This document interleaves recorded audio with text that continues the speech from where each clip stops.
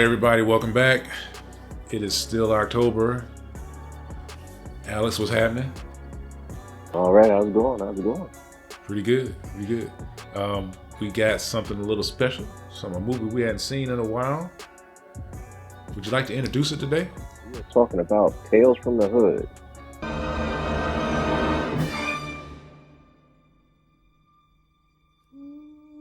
Released May 24th, 1995. Directed by Rusty Cundieff. Most of y'all probably know him from Sprung. He played in Sprung, but he also directs and writes too. Him and Darren Scott. You said Darren wrote Menace to Society. He was a producer on Menace to Society. He wrote Tales from the Hood 2 and 3 and directed 2 and 3. Got executive producer Spike Lee. This movie, man, it's one of those movies where I don't remember going to the movies to see it, because this movie came out when I was a senior. I was a senior in high school. I was like 18 when this movie came out, and I remember going to see a lot of movies. Like, I don't even want to say hood movies, but the Menace to Societies and all that. Yeah. Friday, because Friday came out in 95. And wait, 95? No, I was a junior in high school. I take that back. I was like 17 when this movie came out. I don't remember going to see it for whatever reason, but I know I saw it. I may have not seen it until it came out on cable. And I've only ever seen this movie one time until we said we were going to talk about this movie. So yeah, this isn't a movie, man, I even remember seeing. I at the very least, I haven't seen it since like 95, 96 until watching it again. At least not all the way through, maybe bits and pieces. But it's one of those movies that you almost know like through osmosis, because like everybody's seen it. And I always remember David Allen Greer being in this movie, and like Joe Torre and Clarence Williams III, who always plays. He has that memorable face and that gap in between his teeth. Like, he's always just really memorable. Right. He played Prince's father. That's where I remember him the most. Right. Prince's father. Absolutely wonderful performance, man. Yeah, I remember him the most from "I'm Gonna Get You Sucker." Oh yeah. Kalinga, whatever his name was. But yeah, Joe Torre. He was kind of big back then, and a few other guys in the movie. Wings Hauser. What's the guy that plays the Klansman? Oh, Corbin Burnson. He was huge back then.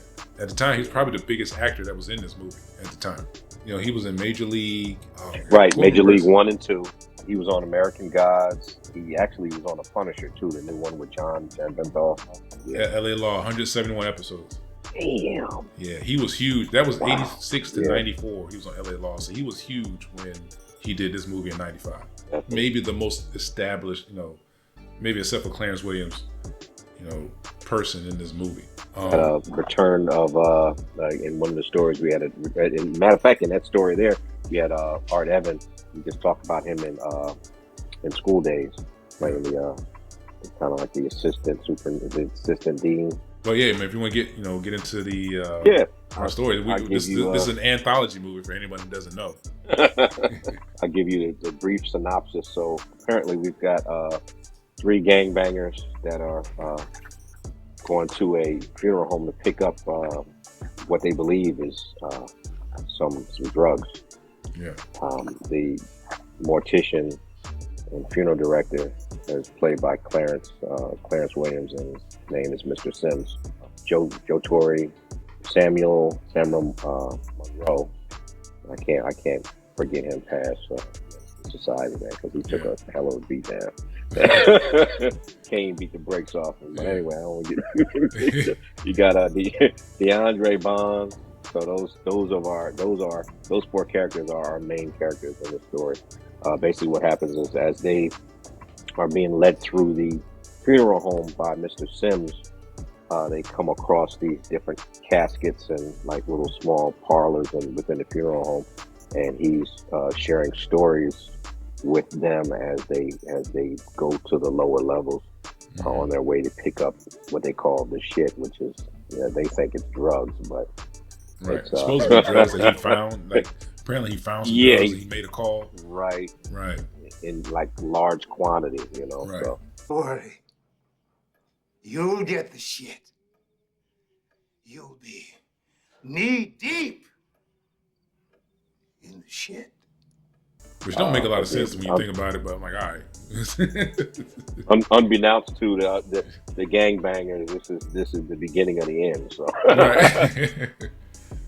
right, so that's like pretty much the synopsis of like the foundation of the film. So the first story we come across Road Cop Revelation.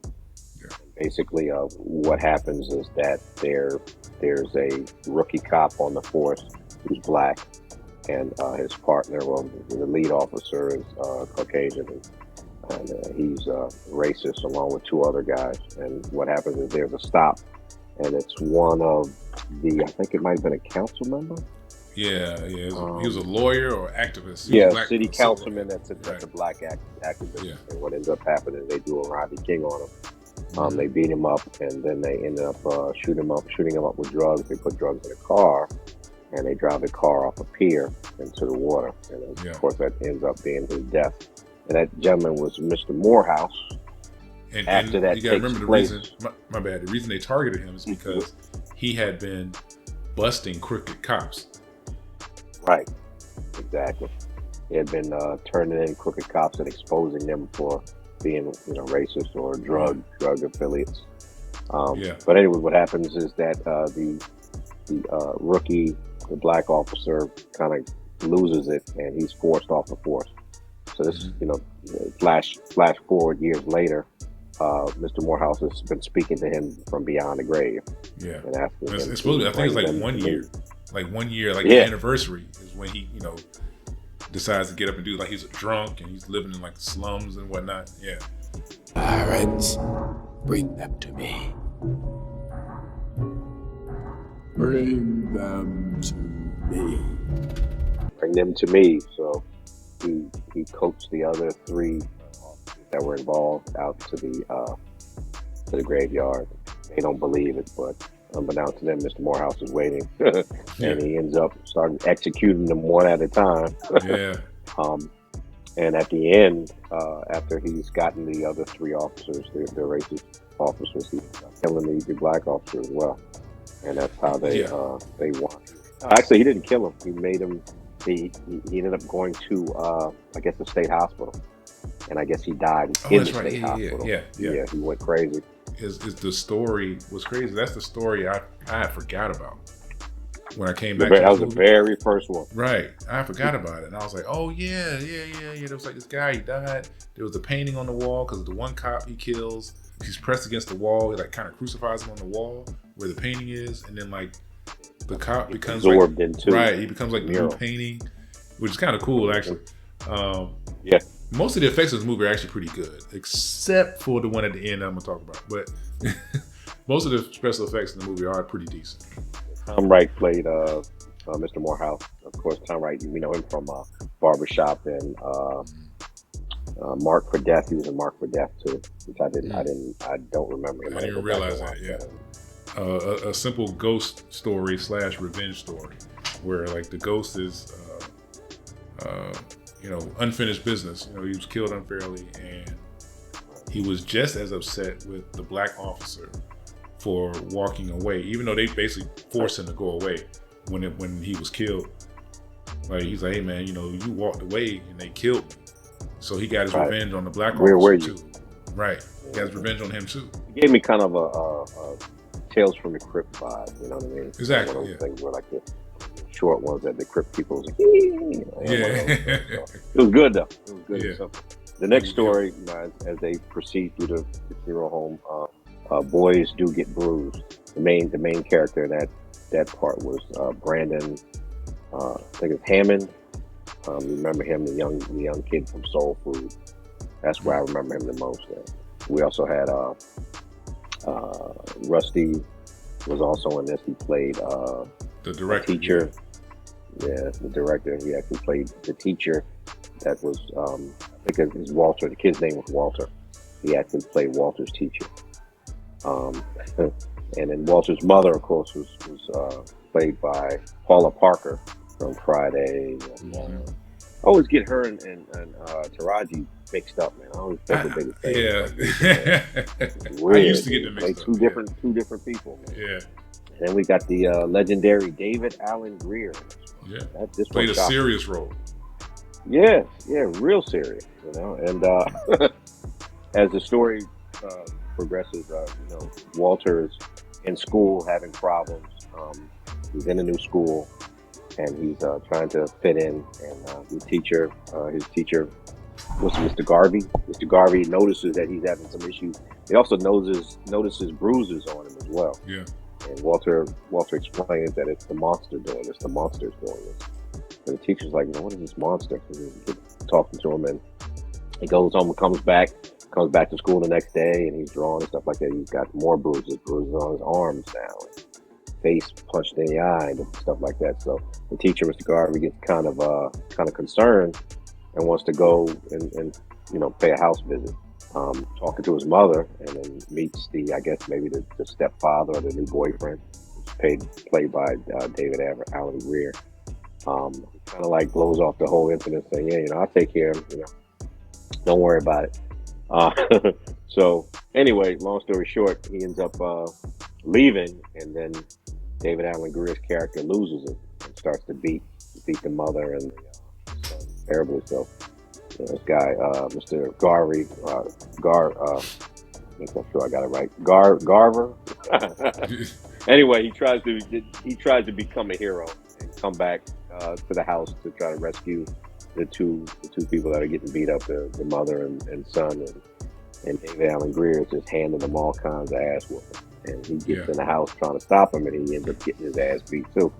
So what happens is that I guess the boy, his drawings actually had some type of power to him. So he starts to proceed to fold up a picture that he made of his stepfather. And actually, when he starts to fold up the picture, David Alan Grier's character starts to fold up as well. I think David Alan Grier's character's name is Carl. So Carl, the bad stepfather, starts to fold up and gets mushed up too. So because the picture itself is of the monster, right? And I think this is one of the most clever. This is one of the more clever stories in the movie. It's actually the cleverest story in the movie because it's like it's trauma, and the kid manifests his trauma with drawings of a monster. Not saying that because his dad is dead. He's like, "No, this isn't my dad. This is a monster." Because David Alan Grier to him is just a monster, not a human being. And they kind of show that his drawings have power earlier when he's in school, and the bully. He's got a picture of the bully.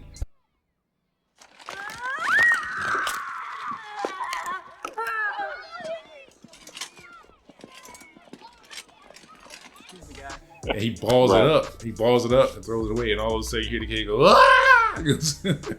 And they're putting the kid in the ambulance because the kid just folded up out there on the playground. They said he fell down the steps or something like that. Messed the kid up. But the little boy doesn't know that his drawings, in a way he does know. It's a little confusing, but he kind of does know that his drawings have a little power. But he figures it out in the kitchen when David Alan Grier is whooping his mom's ass and everything, and he folds that arm on the creature, and he's got his arm up like this, and it folds back. And David Alan Grier played the hell out of this because at this point, we only know him as being a funny guy. You little motherfucker! You like to draw fucked up pictures of people, huh? Yeah. He played this whole asshole in this movie. That to me is the horror behind this particular story, because you close your eyes and imagine that you getting your ass whooped by David Alan Grier in your kitchen, and it doesn't process well. This man was handing out all kind of ass whooping tickets, man. He was beating their ass, and I'm just like, wow, to the point where all three of their mouths were bloody. Right. Man, so that to me, just seeing him in a different light, not being a funny man this time, really kind of gave me like a little edge to me. Like, man, this is a terrible role. Yeah. Not saying that he did it terrible. No, Putting him in a position to play that type of person, man, was really he's new evil. to see. You know? Yeah. And it's a realistic asshole because he's an abusive man, and it's not like he's playing an actual monster, even though the little boy sees him as a monster because he really is. And like when he first comes in the room, and it's like the shadow on the wall is like a monster with horns, but when he steps in the frame, it's David Alan Grier. That's how the kid sees him, and to play like someone who's abusing a woman and a child, like you're almost better off playing a serial killer. Yeah, because this is close to home right now, Yeah, right. And that's what makes it so such a strong performance. It's just that like it isn't that he's playing an asshole. It's that he's playing someone who's abusing a child and a woman, and you fucking hate him. Like, yeah. He's freaking. I want to help. I want to jump in there and help out, man. Right. Ass whipped, man. You need some help. Yeah. Teacher getting his ass whipped and everything, man. Mm-hmm. Another person that's like him is Jordan Peele. Jordan Peele. These guys, man, they've got it in them, man. You look at them and you can go, hey, these guys funny, you do a pretty good job, but they've got a lot. They got a lot inside of them. Yeah. And it shows. It definitely shows. So. Absolutely. Yeah, but this is my favorite story of the four like main anthology stories in the movie.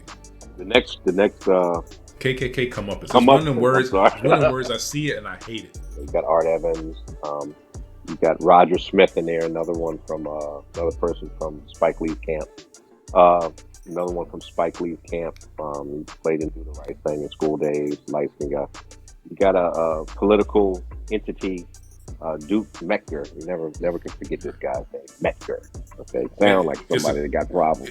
It's a combination. It's a combination of two known racist names. It was a combination of David Duke and the last name Metker. I forgot. You have to look it up. Look up Metker, racist or whatever. It's a combination. They purposely chose that name because it's a combination of two very racist people. So that name is on purpose. This guy, Mr. Metker, Duke Metker, I guess he's running for office and trying to, I guess, fool the people and convince them that he's worth voting for. And he's also taken residence in a house that has an actual interesting legend in the town. Apparently, when the slaves were set free, the master of the plantation actually lost it and didn't want him to leave, so he killed of his slaves as they were trying to get their freedom, and then they ended up dying on the plantation. He shot them and lynched them and everything right there on the plantation. All those people died in one spot. And apparently what happened was there was a young lady or an older woman that kind of transferred the souls from those deceased slaves that were had unrest and transferred them into dolls. Mm-hmm. And the dolls were supposed to be in the house. And of course it was a legend. But apparently the legend was true. Yeah. As he's trying to get straight for his campaign, and I guess his name, the guy that was working with him, was played by Mr. Smith. Rhodey Wills ends up being the first to die from one of the dolls. He trips over the doll, falls down the steps, and breaks his neck. Yeah. And then from there, Mr. Eli, who's played by Art Williams, is spitting all the legend and lore, saying, they're going to get you, and they want reparations and stuff like that. So he insists on staying at the house without leaving. And of course, that evening, he comes across that same doll that killed Rhodey, and ended up going in the house and battling with the rest of them, and ends up dying because they ate him. I think what's hilarious about this story, man, is like he's so racist. You know what I'm saying? Like, oh yeah, caricature racist, and he's talking to the little doll like, yeah, you bunch of little nigglets, and like he's just saying like everything come to mind.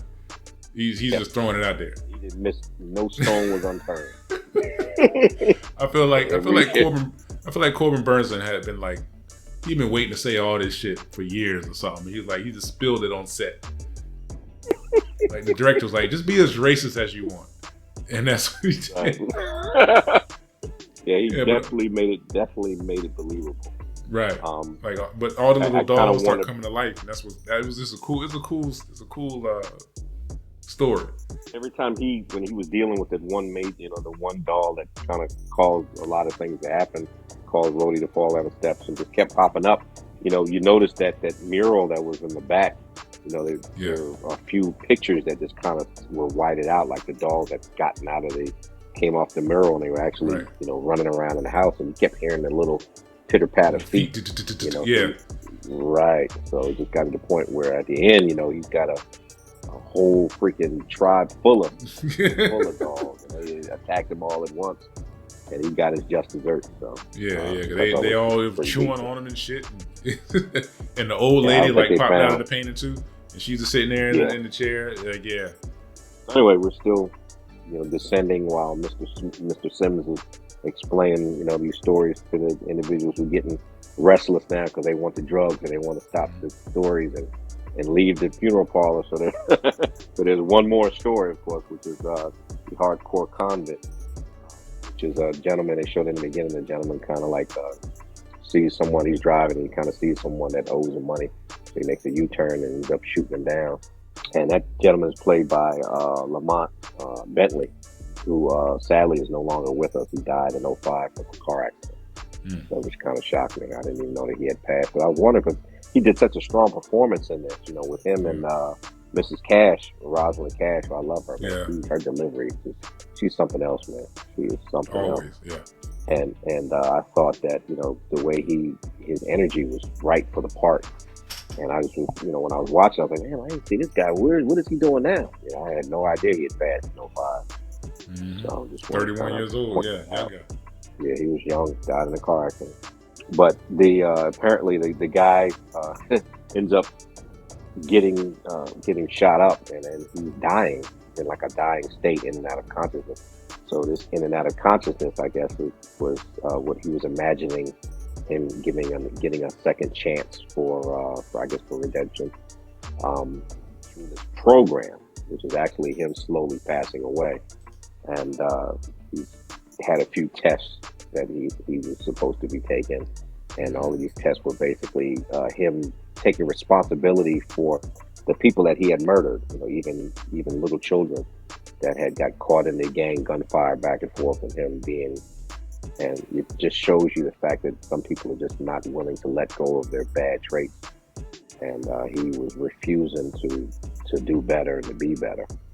And he just kept saying everything was, I don't give a fuck. While he's the irony is that while he's in this state of in and out, he's saying, I don't give a fuck to the guys that gunned him down or standing there like, hey, man, I don't give a fuck either, man. Yeah. So that's pretty much how he dies. You don't give a fuck, neither do I, blah, blah, blah. Right. You're not smoking them. And this leads into the last part of the movie where the three people that killed him were actually the people that were in the funeral parlor with Mr. Sims. Mr. Sims gets down to the final level, and they're so agitated now when they go into this one room. He's like, the stuff is in here. And there are 3 coffins in there, and inside those coffins are the 3 bodies of the individuals that are standing there. And they can't believe that they are dead. And he explains to them, like, once you killed Crazy K, his boys came and killed you, and that's what put you here. Yeah. So, well, how are we dead? I don't understand. How are we dead? Are we in here? We're not in here. We're not in reality. This is hell. Welcome to hell. Decay. A few of his boys killed you. Yeah. And Mr. Sims instantly turns into the devil. And they're in like the ninth depth of hell, on fire, burning up like everybody else, and it goes off. So I think the end was brilliant. This brings me to like the goofiest scene though. Is like before he reveals himself as the devil. That stupid like CG tongue, like lizard snake tongue. Comes out from the gap in his teeth.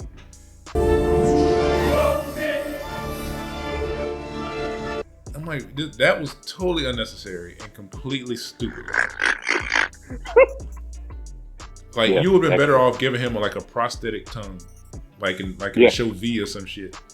Doing something completely different, like maybe changing his eye or something like that. Right. Something different would have been better. You know, he could turn around and look up like Thriller and got the shit, you know, contacts and whatever. That tongue thing, I don't know who put that in the movie, but that's one of the dumbest shits I've ever seen. Yeah, it is ridiculous. That could have been done better. It almost ruins the end, because the end is pretty good. It almost ruins it. Like, oh, this is so it's so it takes you out of the moment. You know what I'm saying? Yeah, it does. Because you can look, it's super fake CG. It could have been done better. And like you said, for somebody just to stick that in there in the final scene, you're trying to leave a lasting impression, and that's what we remember. Right. Like, that's all I remember. Yeah. I'm no bullshit. I just watched this movie, and I don't remember exactly what happens after that scene. Like, I know he reveals himself, but then I'm like, everything behind that is a blur. That could have been done with that. That didn't have to be there. I wanted to ask you, did you notice kind of like as they were progressing to the lower levels, the three individuals, their attitudes started changing. You noticed that they started to, I mean, you knew that they were gangbangers, but you didn't really see like what they had done, you know. Right. And you noticed that once you got to the Crazy K story, it kind of really brought like a dark side out. It kind of took the jokiness from their characters, because, you know, they kind of seemed like they were naive and, oh man, that story was good, you know, commenting on this man, on the devil's story as he's leading them down lower and lower. But you also started to see a different side of these guys that it really didn't sit in the beginning, like it was kind of all jokes and fun. You know, they're complaining like Scooby-Doo, like the Scooby-Doo mystery team, you know. But when they got to the lower levels, you saw that they were really pieces of shit. And for what they did, you know what I'm saying, they shot Crazy K up and they were doing other things. And he was like envisioning like all these different shootouts and deaths and stuff like that. So all of them kind of like were in the same kind of like lifestyle. And it just really, that sat with me more, because it just made me realize that, it's just, I mean, it's got some funny parts in here, but these guys aren't all about their funny stuff. They are serious pieces of trash, you know, that you know, that deserves to be where they were. You didn't get that until later on. So I thought that was good. I think the wraparound story, like I said, it's a good wraparound story. This could have been executed a little better, especially like at the end. But I think if it was me and I'm doing a wraparound story where it needs to be a little more relevant. So what I mean by that is like the guys come in there to get the shit, and then come to find out that he's the devil, and it's just, you know, they're dead and they're in hell. There needs to be something like maybe right after that shows the audience that they're in a loop. Like, their hell is to go through this loop over and over again. You know what I'm saying? Like, that's their personal hell. Just go through this over and over and over again. You're in your own hell. Yeah. Right. Like the way it plays out, it's like, how does that make sense? Like, they're going to hell for killing this guy, so they come to a funeral home to hear stories. Like, that doesn't, when you really think about it, like, that doesn't make sense if this is their hell. Like, what do the other stories have to do with it? Nothing. Maybe it's kind of like rubbing your nose in it. Like, you know, this is the lifestyle, live by the sword, you die by the sword. And these different stories are examples that are on the same level as what you did. You know what I'm saying? That's where I think maybe that they were trying to do, maybe they might have been trying to do. Yeah. I just think like a movie that maybe did it a little better. You're right. A movie that did it a little better with a wraparound story was Tales from the Dark Side, the movie. Because that movie is literally the wraparound story is Daryl Hannah, who's a witch, telling these stories from this book while the kids are trying to figure out a way to not be eaten, like Hansel and Gretel. Right. Because she's got them locked up because she's going to eat them. So the kids are like, well, tell us another story. And like, that makes more sense as a wraparound story. You feel what I'm saying? Right. Because there's a reason for the stories to be told. Yeah. And then with that, you kind of get like that little extra punch in there. Yeah. Right. When they trick her at the end, they trick her at the end and then get her in the oven or whatever. Like Right, it doesn't have to be the right. same. It's just when it comes to a wraparound story, it needs to blend into the actual movie just a little better. Right. In this one, it really didn't. Right. Yeah, because you Like kind of Creep saw Show that as does it they better. descended. Yeah. Oh yeah, definitely. Creep Show, yeah. Yeah. You're doing that one too. So, Yeah. I understand what you're saying though. It didn't really mesh at the end. So you kind of leave the film kind of like, okay, yeah, they got it. Like, you know, like burning up. Yeah, individually, okay. the stories are fine. Especially the David Allen Greer one. That was really good. Individually, they're fine. But if you try to make them all make sense together, they really don't. Like as a story, except for the last one. Part. Yeah. But other than that, like it's better than I remember it being. Right. It's a better movie than I remember it being. Than it has any business to be. Like it's better than it should be for what it is. It's Tales from the Hood. The logo is a skull with a gold tooth. You know what I'm saying? Yeah, like, a cigarette. Yeah. Yeah. I remember soundtrack more. Picked up the soundtrack, when the after the movie came out. Yeah. I remember the soundtrack more than actually like remembering like specific parts of the movie besides the David Allen Greer part. Didn't really remember the end part, too much until we went back and decided to do this for the review. So I forgot about the other stories, man. Yeah, I forgot about the other stories. David Allen Greer was the only one I remembered. But the soundtrack was pretty decent. It was got that mid '90s gangster rap. Oh yeah, definitely. Yeah. That was like there's one song from Domino was my favorite because I was a fan of Domino. So yeah, I think it did it. The song actually was the title song, Tales from the Hood. He did that song on the album. So yeah, but overall it was a pretty decent movie. I mean, it's not something that I've ever watched like multiple times. I've watched it. I think I went to the movies to see it originally. Just I took a date to see it, but since then I think I might have watched it one time. Yeah. And I think I watched it because I bought the DVD. I know I've got it, in my collection somewhere. Yeah. But that was it. The last that's twice, and then here's the third time I watched it. But again, not a bad film. I thought it was pretty decent. All the stories kind of like had their own weight and their own meaning for the one watch through. So it's kind of like one of those things again where you kind of watch it and take what's relevant, what sticks with you, and go home. Yeah, this is one of those like you got some friends over, y'all I don't know, watching movies in the backyard, or just kind of sitting around, snacking and eating.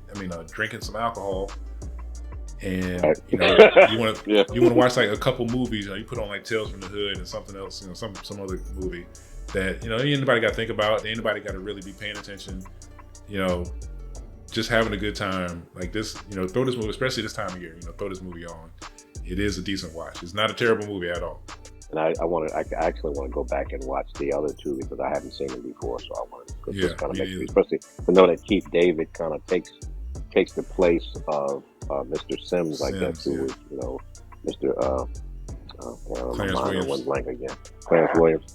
So I want to see how well of a job he did. From what I hear, I haven't heard anything bad, but at the same time, I'm not sure. I got to see it for myself. Right. So I look forward to seeing it part 2 and part 3. Everyone, we hope y'all enjoyed this discussion on Tales from the Hood. There's a pretty good chance you haven't seen it in a while either.